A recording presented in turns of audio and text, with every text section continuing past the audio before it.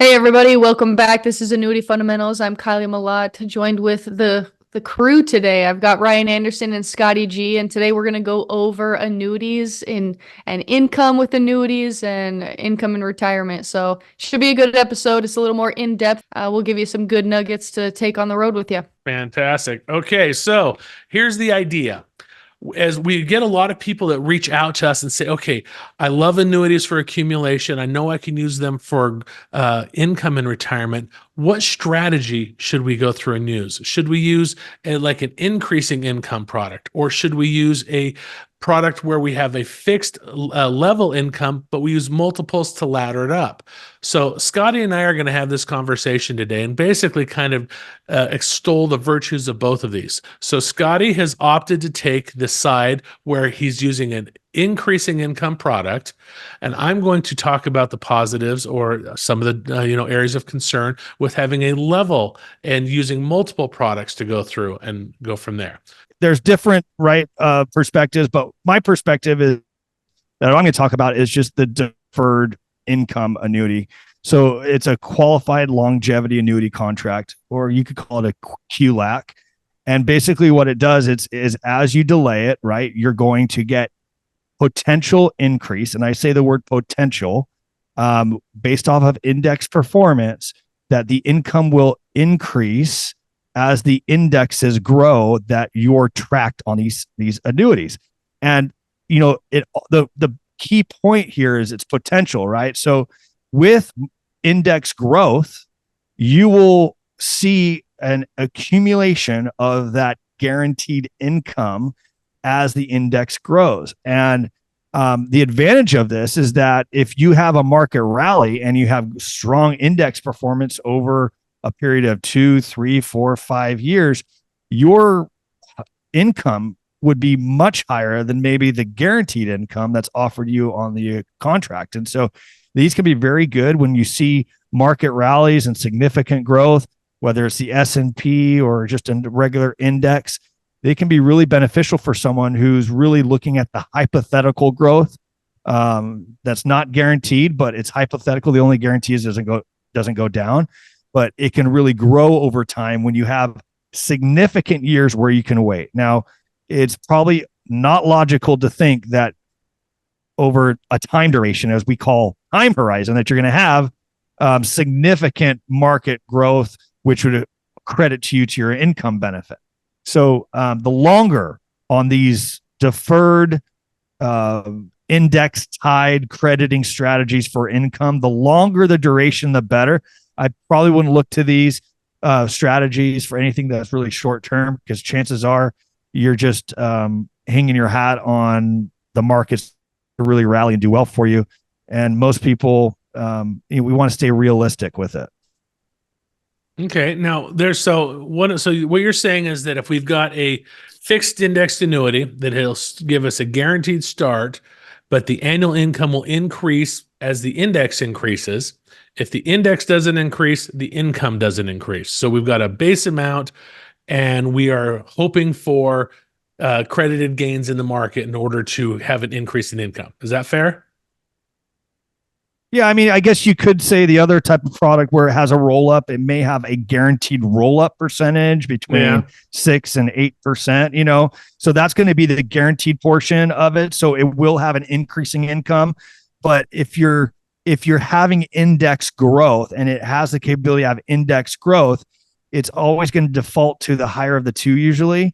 Mm-hmm. And so this would be something like we're talking about where your income, if the index performs, and it's greater than that income roll up that you don't turn on, that index performs, then you're going to capture that great performance. It's going to reflect on the income benefit. So that's one perspective of looking at it from, I've got my income, I got my pension, my Social Security handled.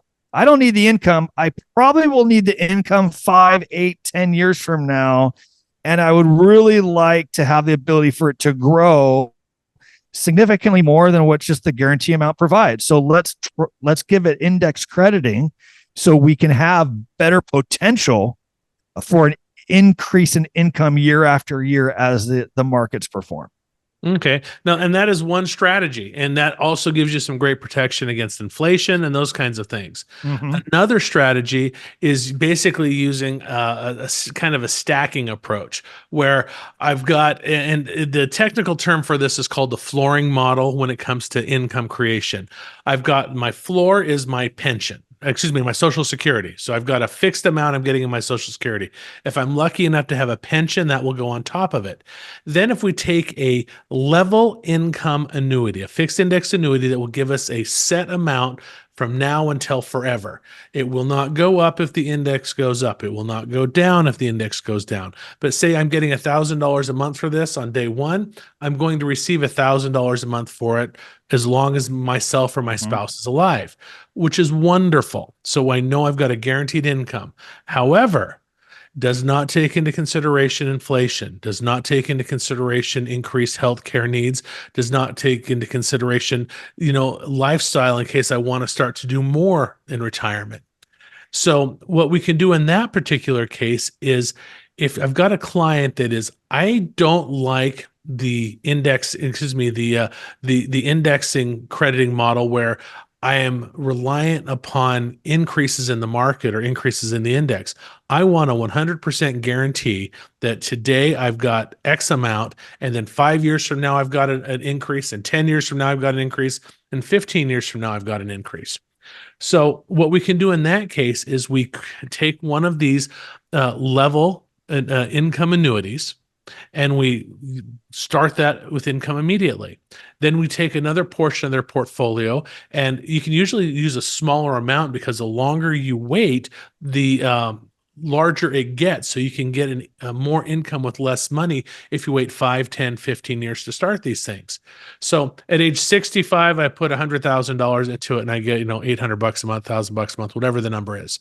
And then I put another 50 to 75K into it for 5 years from now. Then I turn the income on. So I know on that date, 5 years from now, I've got a guaranteed number that the insurance company will guarantee me contractually day one. I know exactly how much that number is going to be 5 years from now.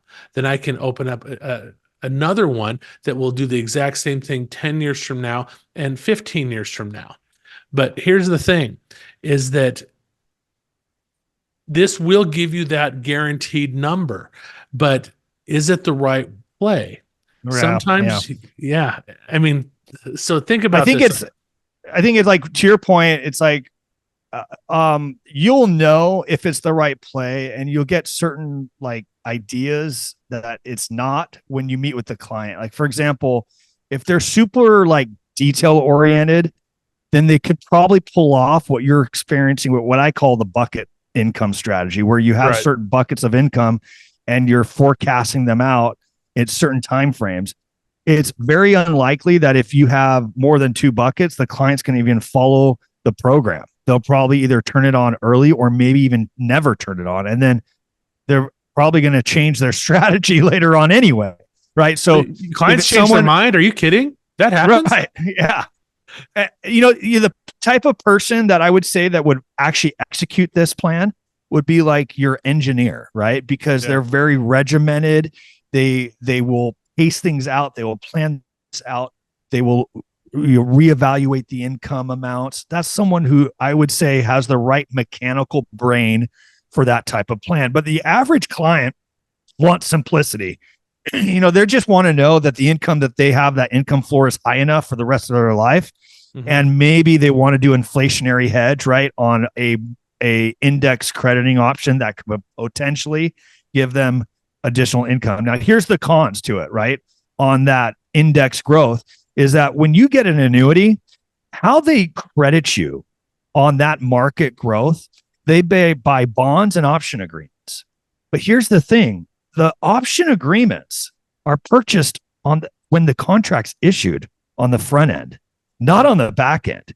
And so as you have these potential indexing crediting options, it's very unlikely that these growth options are going to provide crazy income growth, right? It's going to be around 3 to 6% on the index crediting, if that. And if it's income solution, it's probably a little bit less. And so when you're looking at these options, it's important not to have your head in the clouds. Look at the non-guaranteed forecast in the illustrations, and some of these indexes, they're just repeating current previous years. So they're not really going into a history of 10 years. They're just going back 3 years because the index is new and they're just duplicating it. So I think if you have huge expectations with growth on these income solutions, I would caution you on doing this strategy. That'd probably be the biggest con. I don't know if you agree, Ryan, but it's when you look at these things, it's just reasonable growth. This would probably be one of those delayed income buckets. I wouldn't expect too much from that indexing crediting. I've seen some that do as much as 8%. I've seen some over a 10-year period that do as little as 1 to 2. So it just depends on what the expectations are for the client. And sometimes you can just not even focus on, oftentimes with clients, I don't even focus on the non-guaranteed amount. I create the buckets with the guaranteed amount because those are things clients look at annuities for a surety. They don't want hypothetical, right? So you can do the same strategy using just the guaranteed amounts with the roll-up option, which is a deferred annuity that provides an increase. And right now, because of high interest rates, the roll-ups are really good, meaning that each calendar year you delay that, it's going to give you 6, 7, 7.5% crediting towards that income bucket as you delay, as you take it. And that's the guaranteed amount. Now, if the index grows beyond that, then you get the better of the two. So you get your cake and you eat it too.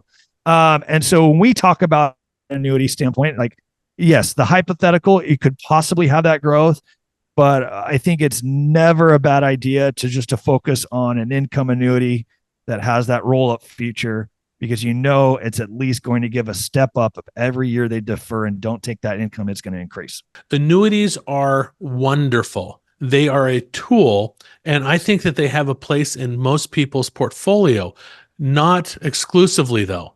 And it's going through and having some money in equities and stocks, bonds, mutual funds in there, I think is a key part.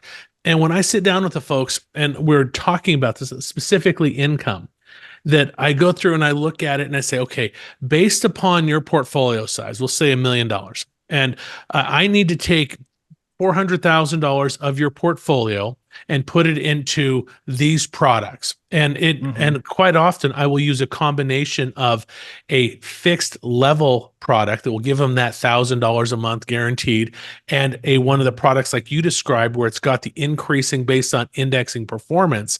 And exactly like what you said, where the guarantees will give me that minimum floor. And then as I've got indexing, as it performs and it increases, so does their income. And then so I take $400,000 of that and I use that to secure their income. Then I go through and I look at, and I'll take another chunk, maybe another 150, 200,000, potentially that much. I don't know. And again, this is a hypothetical, and I will put that into a growth annuity product, something where it is outside of market risk. And if they're 60, 65 years old, let's say they're 65 years old, so I've got $400,000, 40% in income, I've got 20% in safe growth. That will leave me 40%, 35, 40%, following the rule of 100, to use in equities, bonds, T-bills, whatever you want to put it out there in, so that they've got the liquidity and the ability for market growth. But we have completely protected their income for the rest of their life. We have completely protected lifestyle in that $200,000 annuity, so that even if the market completely corrects, and heaven forbid they lose all of it, or like it did back in 2008 when the S&P dropped 37% and most people lost about 50% of their portfolio value, they will still have enough in safe money to go through and guarantee the rest of their lifestyle. Now, Kylie, you and I had a case here not too long ago. A gentleman up in Alaska, I think, was where he was at.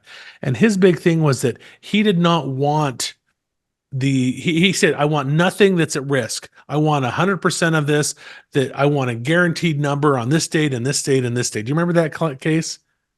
Vaguely. Okay. But I mean, but the idea behind it is that he was talking about, when we were talking about the indexing increasing option, he had no interest in it at all.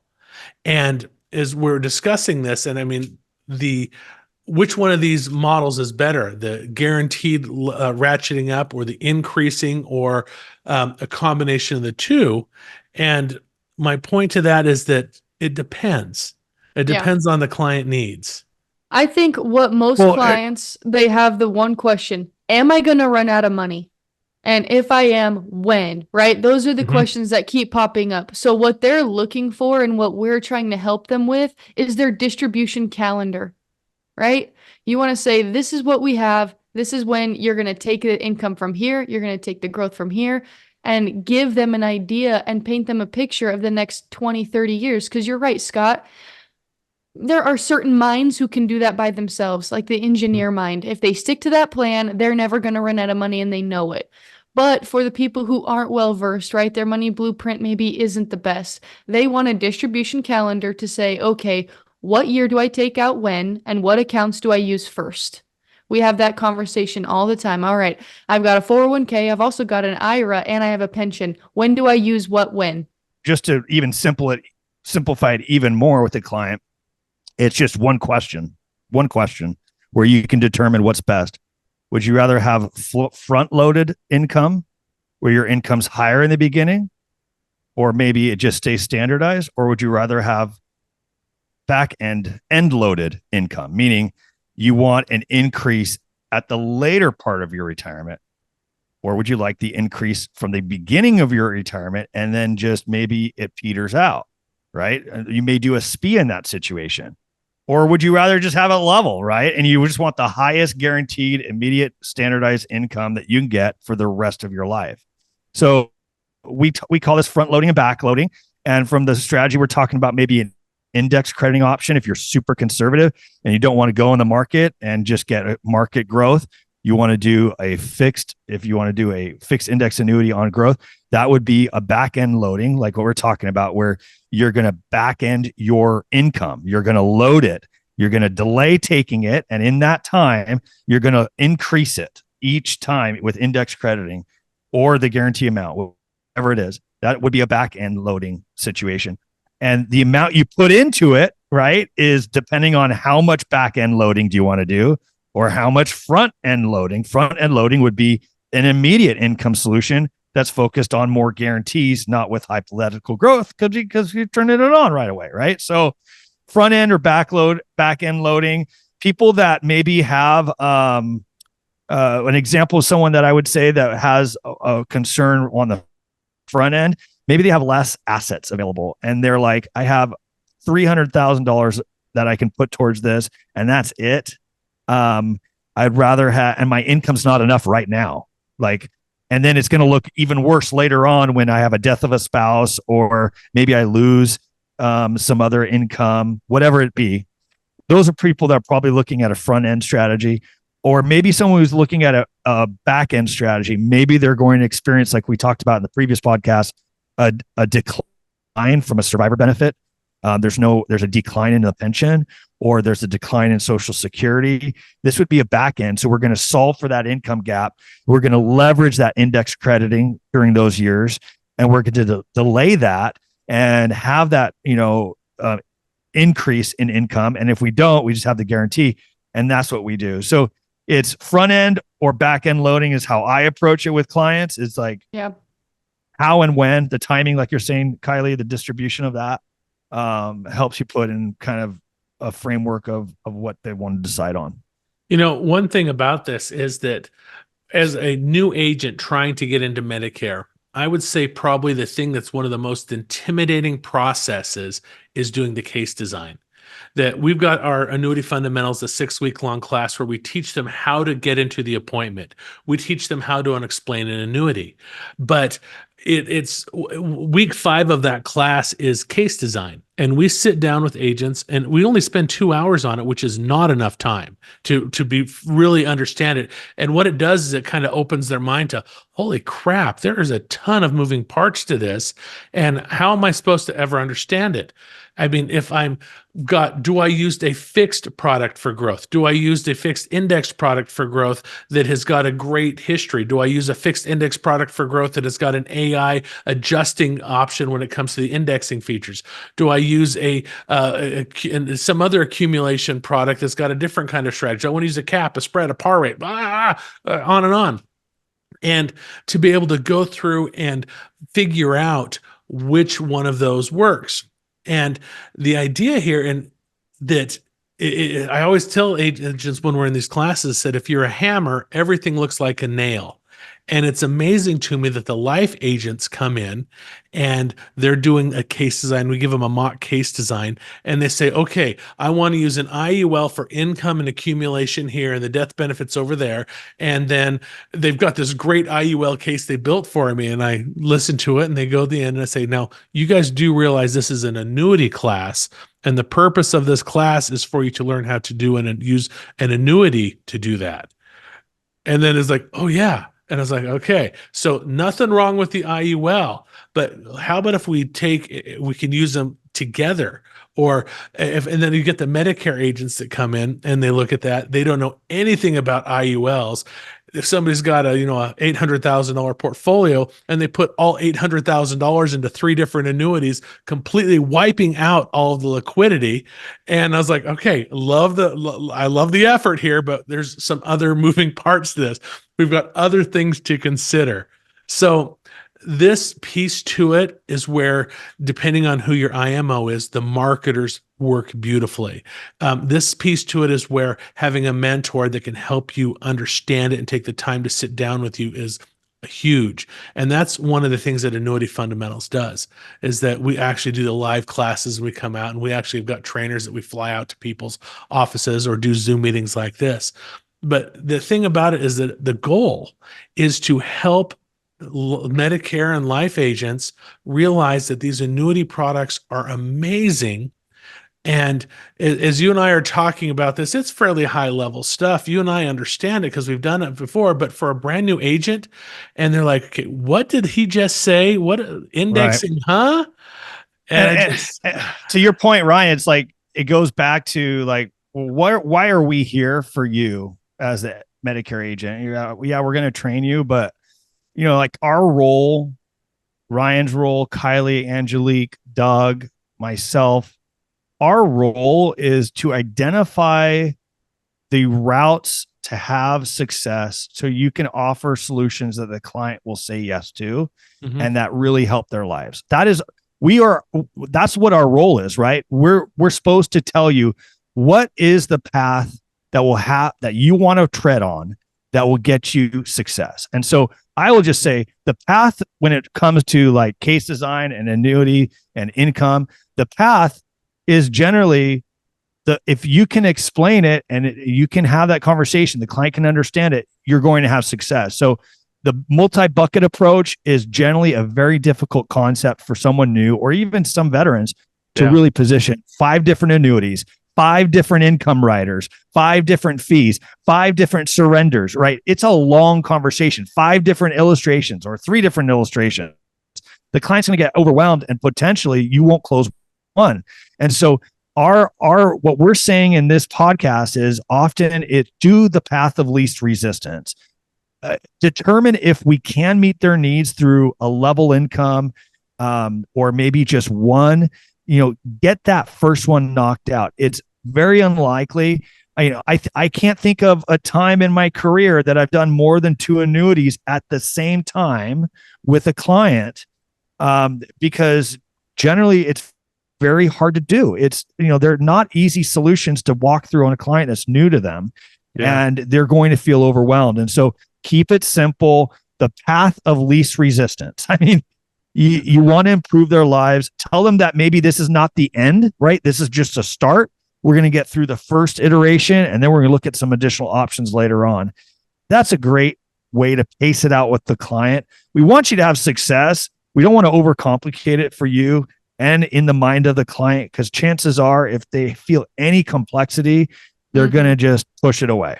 Yeah. I always tell new agents, put yourself in their shoes. If someone provided you with 10 different options, would you be overwhelmed? Absolutely. So let's get their goals down and let's do one at a time, maybe two at a time, but let's do one at a time and pace this out, not only for them, but for you as well, right? It can be overwhelming on both sides. So set yourself up for success. Set those expectations up. You've got to, in order to be successful, you have to do those things. Yeah. You're talking about this. As you're saying that, I had a case Thursday last week, sat down with this couple. They'd come to one of our dinner seminars, and Angelique had gone through, and she had the initial 101 appointment with them, visited with them. But she didn't go into as much education as she originally does in that appointment, just because the way it ran. So they showed up for the third appointment. I'm there. I've got the case design, and I spend the first half hour, 40 minutes educating them on annuities. That's the whole piece to it. And this is how they work. And this was a very complex case. It was a big case, and it had a couple of different products for growth. I had a fixed annuity. And it was about a $4 million piece that we were working on. And so I had about $1.5 million in laddered different products for growth, a 3-year, a 5-year, a 7-year, a 10-year. Part of them were fixed. Part of them were, fixed indexed. Then I had 3 different products for income. And then and so by the time this was all done, and I had literally 8 illustrations out in front of them doing 2, 3, 4 completely different things, they were spent. They were done. And I knew they were going to be. And so I did not go into the detail on the illustrations like I normally would. It's, okay, here's your growth one. This is how it grows. Here's your this growth, and here's how it grows. This is the income. This is what it does. And I focused on one page, and I said, I need you to get the concepts. And then you're going to come back, and we're going to focus on this pile and this pile. And knowing that it was going to be a very much longer, drawn-out process. And they loved it, but again, they were spent by the end of that. And so, yes, low-hanging fruit, slower. And there's no way in the world as a first or second year agent, I would have had the ability to even do the case design, let alone pitch it in a way that I think it's going to close. And I think it is going to close. Yeah. Well, and the other part of it too is like, I look at like, what type of environment are you setting up your client for? On, when you've got 10 different accounts, 15 different accounts client, it's like they'll say things like, well, this is a job in and of itself. Manage the beneficiaries, manage the withdrawal, or reach out to the company. Oh, I get all these notices every year for like change of allocations. What do I do, Scott? Yep. And it just becomes difficult to manage. And as people start getting into their 70s, they want more simplification. Yeah. They have a son or daughter that is going to be helping them with their finances as they age, because the butter's sliding off the bread, if you know what I'm saying. And so, like, do you want an outlook, right? And so I just go back to like, we talk about annuity fundamentals, right? Staying simple. Same thing as with a client. And sometimes it does require complexity because they've built a complex type of retirement coming into retirement, and you can't help it, right? They've had several different jobs.